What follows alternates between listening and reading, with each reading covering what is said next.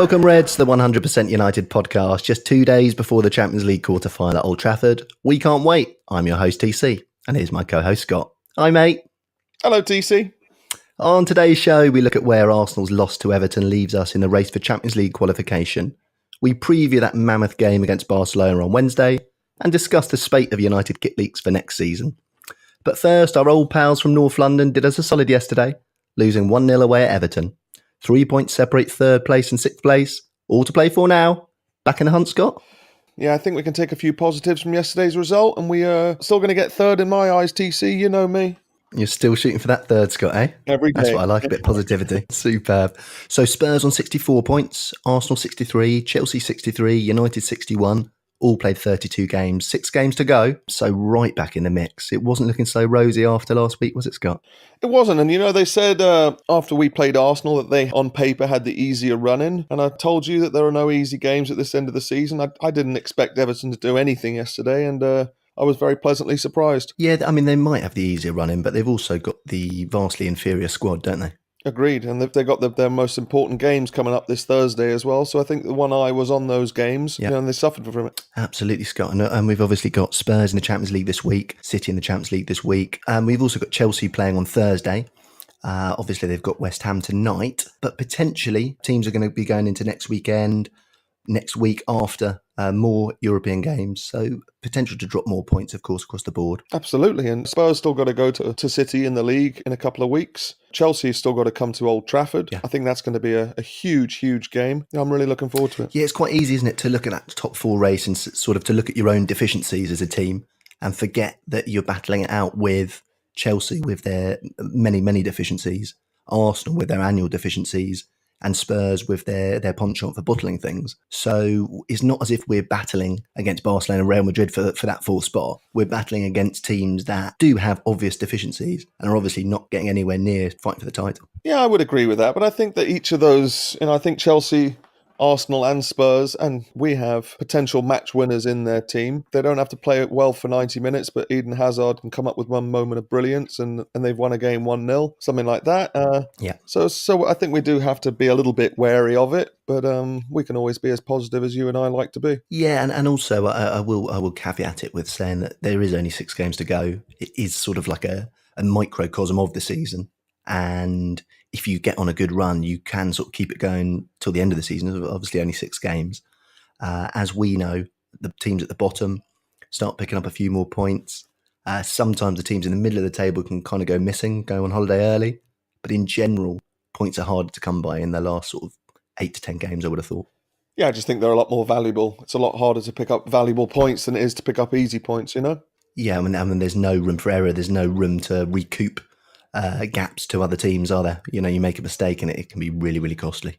Yeah, and I don't think it's just the players that have one eye on the next game. The managers do as well, and they start different team selections and maybe picking defensive partnerships or midfield partnerships that aren't used to playing with each other. And it's not necessarily intentional. It just sometimes happens, right? Absolutely, Scott. Yeah, well, that actually takes us nicely into the next segment, Scott, because as you say, managers will be sort of switching and changing teams. And we talked about the top 4 race, but this week is all about the Champions League, the quarter-final at Old Trafford on Wednesday. And we are expecting Ollie to change his tactics a little bit. What are you expecting in terms of the lineup, the tactics, the formation, Scott? What are you expecting from Ollie on Wednesday night? Well, I hope we go back to a back 4. I think that's where we play our most natural football instead of playing a back 5 or back 3, whatever you want to say. I would hope we'd go back with a 4-3-3 or 4-5-1. I hope there's not too much chopping and changing with the actual lineup. I thought that the lineup we played against Wolves was actually maybe our strongest one at this point. It is interesting to see whether he'll bring Ander Herrera back into the squad. I'm not sure if he will. I would actually keep McTominay in midfield after his performance against Wolves. So what would you go for from back to front then? Keeper through to striker? I want your first 11, Scott. I'd go Dave. Obviously Dave in goal. Ashley Young, Lindelof, Smalling and Luke Shaw at the back. Midfield, I'd go Matic, McTominay and Pogba. Mm-hmm. And up top, I'd go Jesse, Rashford and Martial. Very nice, very nice. I would go David De Gea in goal. I believe Ollie's going to go for the sort of 4-5-1 hybrid again. I know it's the formation that Sir Alex Ferguson and Carlos Queiroz used to play home and away, actually, in the early 2000s. 4-5-1 with Rooney on the wing, wasn't it, back in the day? Mm-hmm. But I think we're going to go with Dave in goal. I think we'll go with Ashley Young, Lindelof, Smalling, and Shaw. I believe we will go Matic, Herrera, Pogba in the middle, and then Martial, Rashford up front, and then Lingard as the right-sided, whether you want to call him a wing back, winger, right back, whatever. I think we'll go for Lingard over Delo on the right side there. So we kind of got a hybrid formation, but with Jesse being a more industrious and more attacking player on that right channel. That's what I think Ollie will go for personally. What do you think? Interesting, yeah. I think that from stats I've read about Barcelona in the last couple of days, that they concede most of their goals from 20 minutes to 60 minutes. Mm-hmm. They usually start games pretty well. They end games fantastically. They score 31% of their goals in the last 15 minutes of the game, Yeah. which is a crazy stat given they've scored 127 goals this season already. So what we're talking about, over 30 goals. Yeah. So I think if anything, we will try and close up shop a little bit in the last 15, 20 minutes. I think we really need to start on the front foot and start really well, and then possibly bring in Delo in the second half to make it more of a five at the back. I would be very surprised to see Jesse play a wing back role. I think that against Wolves, he was actually one of the furthest men forward we had, and he actually played really well until they scored. He was all over the place. Yeah, I mean, it's not a traditional wing back, as you obviously know. I mean, we start as a back four. Ashley Young is obviously not a centre back, but it means that it can morph into a sort of tighter formation, if you like. It's not a fixed formation. It never is under Ollie. But I just think that right side is going to be Delo or Lingard personally, and I believe we'll go for Lingard because obviously we need to attack on Wednesday too, because obviously we go away second leg and we can't be going away to the new camp with a deficit, I don't believe. No, definitely not. I would really focus our attentions on just trying not to concede on Wednesday. I think any away goal could be really, really tough to take. But, against PSG, we thought the same thing and we conceded two and then completely flipped the script in the second half. Sorry, in the second game. Any reservations about starting Ander Herrera, Tom?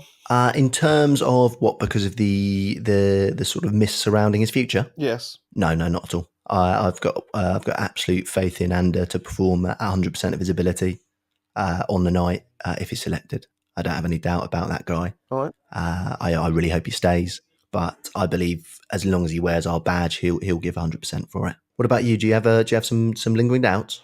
Yeah, I actually do. I think if the stories that we're reading in the newspapers are to be believed, that he is maybe holding us to ransom a little bit and using interest from PSG to help push his price up. I think a Champions League quarter-final is a huge honour to play in, a massive achievement, and I wouldn't want anyone in there whose head had possibly been turned and was treating the club with anything other than complete respect. Yeah, so I guess what is that? That's the only difference between our two lineups, isn't it? You've got McTominay in instead of Ander Herrera. Yeah. And you've still got Matic in, right? Yeah. Perfect. Yeah. So it's that's just the one difference. So we're pretty much on the same wavelength. I'm pretty sure Ollie will go for that team. I think Lukaku will be superb off the bench. I certainly wouldn't start him against Barcelona. What do you think? No, I would agree with you there. I think we need to hit them with pace. That their one weakness they really have in their defence is a bit of pace, that we could maybe beat them with that and prey upon it. Yeah, I mean, as we know, even through their most glorious days, Barcelona in the last sort of decade, they always leak goals, haven't they? They've always been leaky at the back. So if we can get on the front foot at times, I think that's a trick we missed against PSG in the first leg. I think we kind of set up a little bit too defensively and ended up chasing the game. Luckily, we were able to in Paris, but I think Ollie will learn from that, and that's why I think Lingard will start. So we've got a bit more in the attacking third. Yeah, I think that when we played PSG, we hadn't lost a game yet. Yeah. And if anything, we might have underestimated them a bit. And I don't think we're going to have that same mistake again on Wednesday. I think we're going to have the utmost respect for them, and we're going to change our tactics to really try and penetrate as well as we can. Yeah, I definitely wouldn't see the same mistakes that we pulled against PSG happening on Wednesday. I actually think it's fair to say that we played pretty well in the first half against PSG. We were just undone by that goal in the 50 or so minute. But we actually started pretty positively. I think we played much better than that result showed. Yeah, you're right, actually. Now you triggered my memory. Quite often, a couple of goals can change a whole image of how the game went, the entirety of the game went. When actually we did start all right against PSG. It looked like we were well in the game. But yeah, it was the goal that changed everything, wasn't it? Which is a little bit of a habit with this Ollie team. We kind of either get fired through the game with the first goal, or the other team can score a goal and it can really sort of put our noses out of joint a little bit. It seemed to happen a couple of times recently. Yeah, I would agree with that. It's almost as though we don't plan for conceding a goal. And so when it does happen, we don't really know what to do. Yeah. You could even say, against Wolves last week, it was a perfect example of that. We were all over them. We could have scored 2, 3, 4 goals maybe in the first 25 minutes. And then as soon as we conceded, we were completely lost. That's exactly what I was thinking, Scott. We really did. I mean, remember we talked about the stats. We were well on top. We were firing shots in from all angles. And then they scored. And then for the next 20 minutes up until half time, they totally dominated the game. That's what happens as well when you don't take your chances, right? Let's say Lukaku had that great header and 5 minutes in. Jesse had another header and 20 minutes in against Arsenal at the Emirates.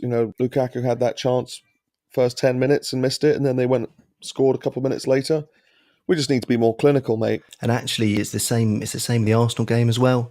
In the Arsenal game, it's the same thing. Lukaku missed a chance when he hit it into the floor and it hit off the bar. And we ended up losing that game as well when again, we had the lion's share of the possession, lion's share of the chances, definitely. And the penalty we conceded in the second half, we were just starting to get a real foothold in the game, just starting to play a bit more of the way we wanted to play, and suddenly they score, and then we were just lost after that, it seemed. Yeah, absolutely, Scott. So what do you think, mate? You got a score prediction for me on this one? I'm going to be really optimistic and go 1-0 TC. 1-0, eh? So we hold Messi and Suarez, who are on blinding form, to 0 goals at Old Trafford. Fingers crossed, mate.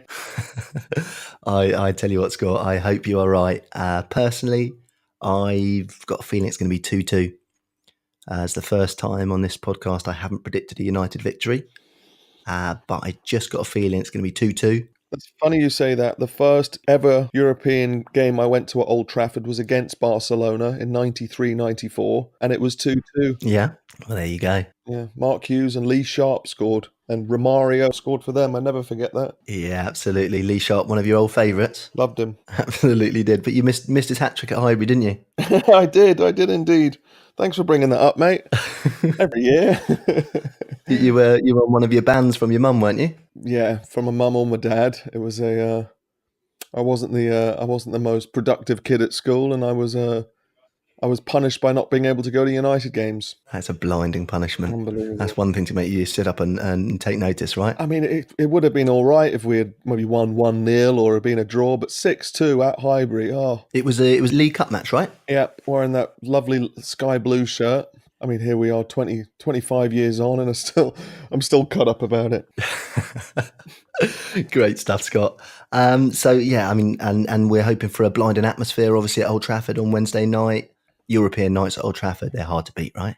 Correct. And you've always said that the best atmosphere you've ever had at home was that semi-final game, right? It was indeed. I actually met you a little bit before then, but yes, absolutely. The 2008 semi-final.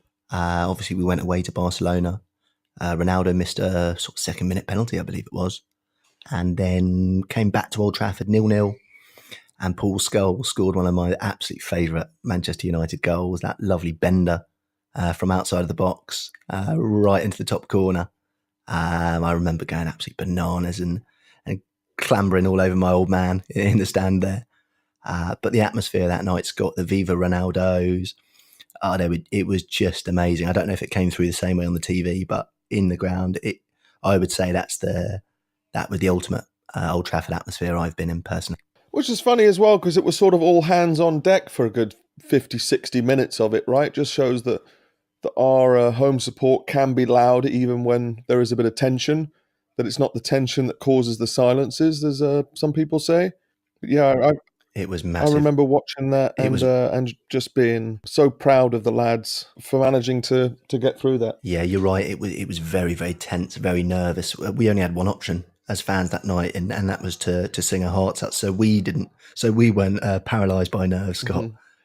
But it was blinding. It was a team effort in terms of the team, the fans, everyone pushing us, driving us onto Moscow. What a night! And And God, I remember the Thierry Henry had a chance, didn't he? Yep. 3 or 4 minutes to go, right in front of me there. Header, free header on the 6 yard box. And I tell you what, my heart went to my mouth, Scott.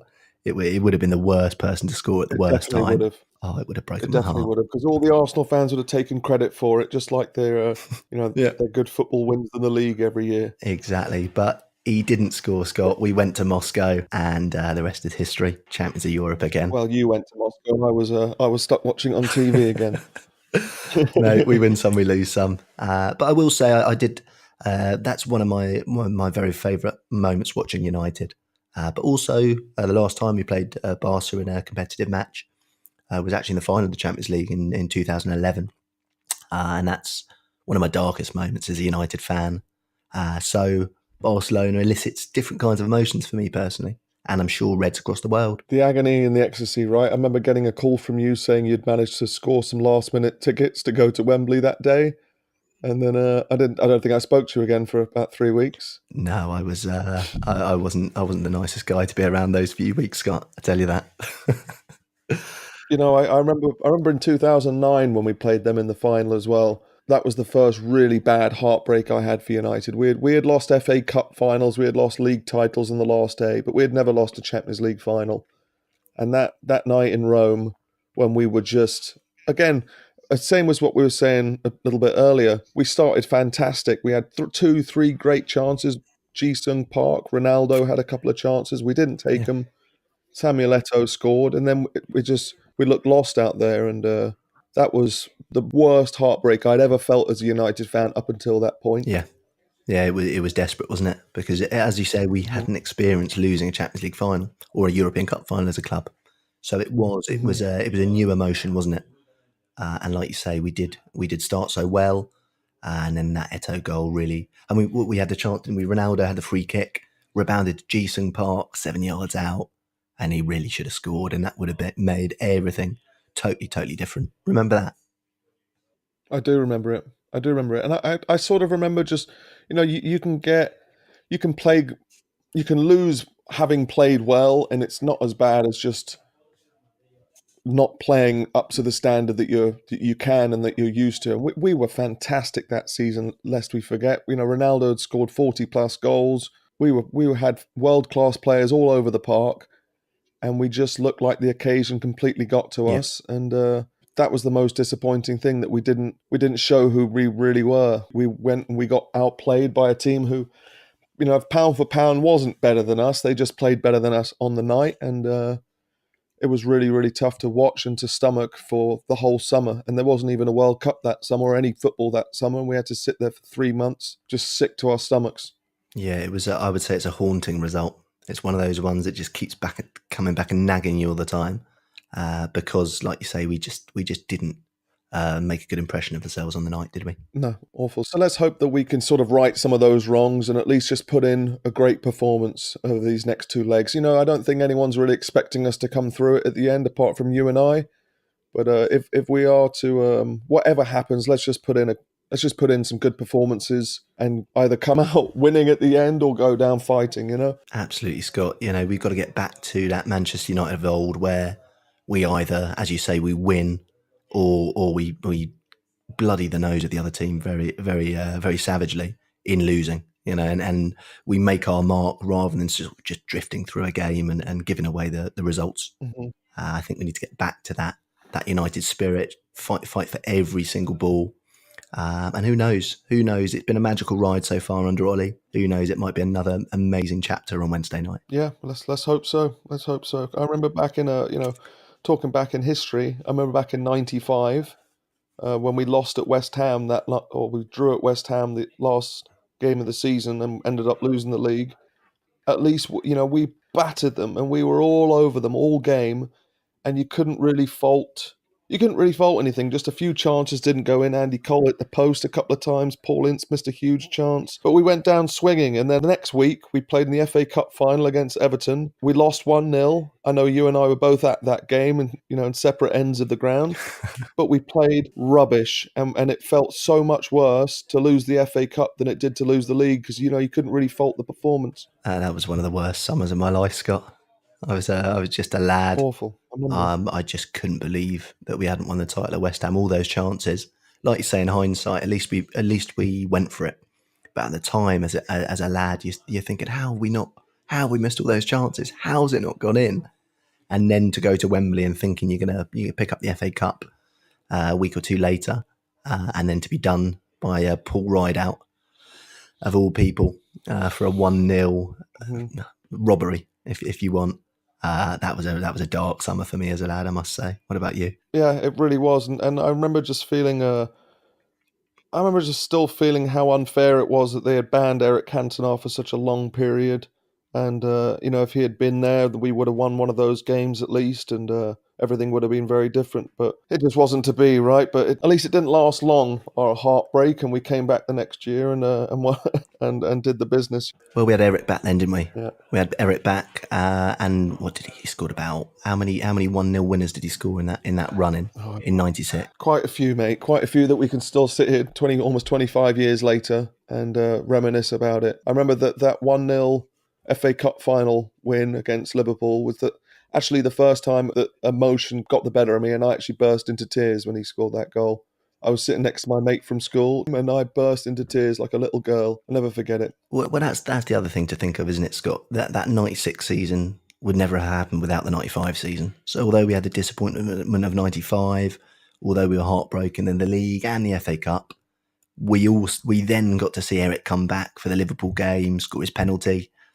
We got to see Eric lead us to the title, and then we got to see Eric lead us to the double at Wembley against Liverpool in the final few minutes with a volley from the edge of the box. That would never have happened without the disappointment of '95. So, there's always two sides to the coin, isn't there? We certainly wouldn't have appreciated it as much as we did, right? Precisely, absolutely, buddy. So, man, we go in positive into Wednesday night. As always, I think we'll take a draw over to Barcelona. You think we'll take a win over to Barcelona? One thing for sure, it's going to be another magical night. It's the kind of night that we need as a club at Old Trafford, quarterfinals of the Champions League. I can't wait, mate. I can't wait either, and it just makes me just pray that we come third or fourth this year as well to make sure these Champions League nights don't leave Old Trafford for another year. Absolutely, buddy.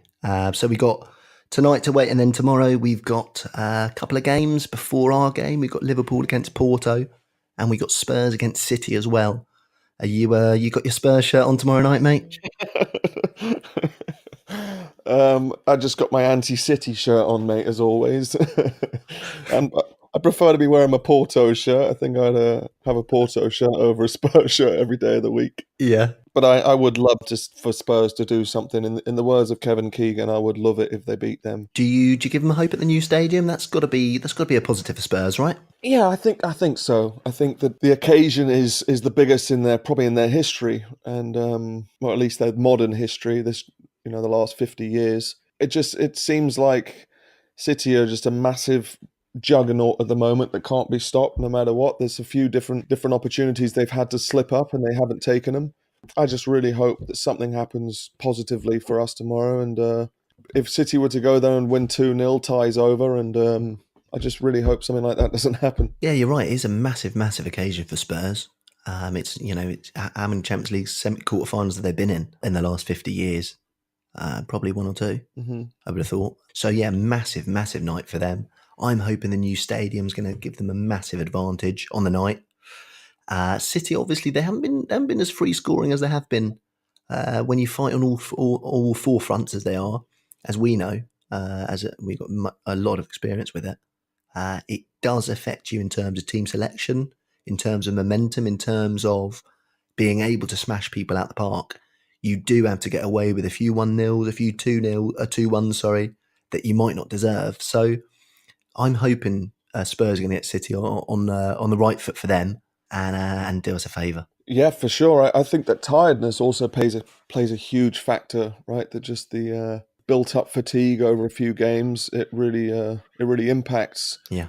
Especially forward players, and that could be pretty beneficial for us, given that Barcelona just played a top of the table clash against Atletico Madrid on Saturday or Sunday, and we had the weekend off. which is a shame because I would have, watched that Watford Wolves semi-final yesterday, and I just kept thinking how we wouldn't have let that lead slip. Yeah, well, we wouldn't have let that lead slip, but also fair play to Watford for Absolutely, coming back from 2-0 yeah, from 2-0 down. That's a massive credit to them, and let's hope Troy Deeney can do something in the final. Eh?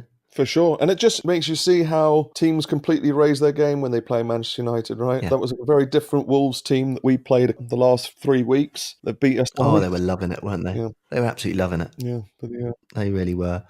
And do you give Porto a hope against our old rivals from down the road? I would hate to say no. I always give a team a chance. If they make it through to the quarterfinals of the Champions League, you should always have a chance, right? You're a good team. I didn't really give them a great chance against Roma last game in the last half an hour or so, and they managed to pull it out. I've it's actually a really tricky opposition for Liverpool because if they were playing a bigger team or a more favoured team, they would maybe raise their game a little bit more. But Porto is still a very dangerous team to play. But because they don't have the prestige of the Barcelonas or the Juventuses or etc., it could maybe shift a few eyes. And they have a big game next weekend as well in the Premier League. And I think that they're actually going for the league title, maybe a little bit more than the Champions League. Yeah, and also let's not forget they did struggle. Liverpool struggled against Roma, didn't they, in the semi last year? They almost blew it, and obviously Porto just knocked out that Roma side. Over two legs, I think Liverpool are going to have way too much, and they'll be waiting for either us or Barca in the semis. But obviously, I'm putting my hands together and praying that Porto can pull up an upset. Hmm. I think every proper United fan is. Yes, mate. So here's hoping anyway. But all our focus really is on Wednesday. We'll watch tomorrow night just to get us through Tuesday, and then on to Wednesday. As we've been discussing in the week, Scott, we've had a few kit leaks, which we've been popping on our Instagram at United 100 Podcast. We've had the home kit leak. We've had the third kit leaks as well. What are you thinking? First of all, the home kit. We've got quite a plain shirt, black trim. Still no sign of that beach kit. We've got a traditional red, but then we've got black trim, red on red stripes down the arm, and then a weird kind of mock-up of the 99 Champions League badge, Champions League United badge, I should say. What are you thinking, Scott? Bit tacky, nice? Give me your opinion. I actually quite like it. On first look, I didn't really like it. I thought the badge was too big. But now we have an actual shirt and not just a mock-up of the Pro Evo kit. That the badge is maybe a little bit smaller. I kind of like the red stripes on the sleeve. I think they look pretty good. I'm just worried about the lack of white in there, mate. There's been no leak of the shorts yet. I worry the shorts are going to be black and the socks are going to be red again or something, and it's just going to take away the history of our kit. No, the shorts are white and the socks are black. All right, good. So you've got nothing to worry about there. But you are right. They're kind of moving us in the direction of us being a club that is red and black, which is not the case. We're red, white, and black quite clearly. And I do think them messing around with the badge this year is another step in the wrong direction. Our badge is not gold on black. It's orangey gold and red, and that's the way. And that's the way it's been. So I don't really like that. And I kind of think they just they fob us off by saying it's a mock-up of the 99 badge, when actually it's a cheaper badge to make and stick onto a kit. So I believe their motives are just to make it cheaper so they can make more pounds per sale, which I don't really like personally. No, I've never really been a fan of these monochromatic badges, especially not on the home kit. I think it might be nice to Absolutely have not. something on the third kit or on the away kit, but there's a huge difference between the Adizero kits and the replica kits with those monochromatic badges. Yeah. That the Adizero kit badge is actually much nicer, and if you get a replica kit, they seem a little bit uncomfortable, a bit cumbersome, especially to play football in. Yeah. That maybe that's a reason for it, that they're trying to push the Adizero kit, which is still never available on the manunited.com shop, which is pretty ridiculous to me. Absolutely mental. How we can have the best goalkeeper in the world and only have one option of his kit and not even have the Adizero kit is pretty ridiculous. I think if Woodward would think that would bring us in more money, which it definitely would, we'd be laughing. Yeah, I think the problem is we leave that to an outsourced company, don't we? I think Kitbag run our website, and then Adidas obviously run their own. So I don't know if we have sort of hands-on say on it, which we really should as a club. Which is crazy. I think Which is so. crazy. And what do you think of that third kit today? Black with a sort of orange badge. Again, quite plain. Seems to be sort of a camo pattern within the pattern, and black on black again, but very plain. Yeah, very plain. It'll be interesting to see it in person to see how prominent the camouflage is on the black. What first thing that stands out to me was how massive the shirt sleeve sponsor was. It almost took up the whole sleeve. I'm not sure whether that's someone's added that on after Okay. the event. I'm not sure. I don't know. But that was the first thing I thought. I thought, blooming hell, how far around does that go? All the way around? It's monstrous. Yeah, but it'll be interesting to see if those the new generation of Adidas shorts have instead of the three stripes down the side, have three stripes around the back of the hamstrings, right? Yeah. One thing I will say about the sleeve sponsor that I'll be a bit miffed with is that obviously every club finds 101 reasons to wear a black armband throughout the season, and they all whack it over the sleeve sponsor, don't they? So it Yeah. totally writes it off for about sort of 15 games a season. It's bizarre. You'd be furious, wouldn't you? You really would, yeah. Paying all that money to be a sleeve sponsor, and I like it when they use the black armband to cover up the respect badge on the Champions League shirts. Yeah. I always find that to be pretty respectful. Absolutely. So you just nicely moved us back onto the Champions League there, Scott. In terms, so let's just get your opinion on those kits first. So are we saying a big thumbs up or thumbs down for the home? Not necessarily a big thumbs up, but a pretty solid thumbs up there, mate. I mean, but Yeah. you're comparing it to this year's kit, which we both know is just ghastly. Even now, still to look at. I think we could win the Champions League in that shirt, and 20 years on, we'll look at those pictures and think, "Oh my God!" I mean, I wish we could have worn something Yeah. else. It's just awful, and I hate this red into black into red. Even when we're wearing the colours we're supposed to, it looks crap, and then when we have to wear white shorts, Bizarre. it just looks awful. So I think I'm basing the comparison on this year's kit. But if you were to ask me how do I like it compared to the first Adidas red kit that we had a few years ago, it's a thumbs down. But compared to this year's kit, it's a thumbs up. You know? Yeah. Personally, for me, it's a thumbs down. I think it's another abomination. Personally. The kit in person was better than the mock up from Pro Evo, but I think they're messing around, they're having a laugh with us. I think, And not just us. If you look at the spy shots of the new Arsenal Adidas shirt, it's pretty gross too. and Juventus, have you seen that? A black and white half and half shirt with a pink stripe down the middle. What is going on? What Yeah, is going on? exactly. And the training kits. You know me, mate. I always love my training gear, and here they are, grey on grey again. They've got a bit of a royal blue shirt this time with a although the grey trousers do have a little bit of a fluorescent yellow in there, but the grey on grey is just so boring. I wish for the training kits would be a bit more adventurous. Yeah, and it just seems like it's not that hard. I mean, there's a guy who's got a job that is to design kits and design a nice United home kit, a nice United away kit, and a nice and slightly funky United third kit is so easy. I could literally design 10 in the next hour. It's bizarre. Mhm. It's so easy. And it's almost like they're trying to reinvent the wheel. They've got to do something impressive. But to us United fans, it's very unimpressive.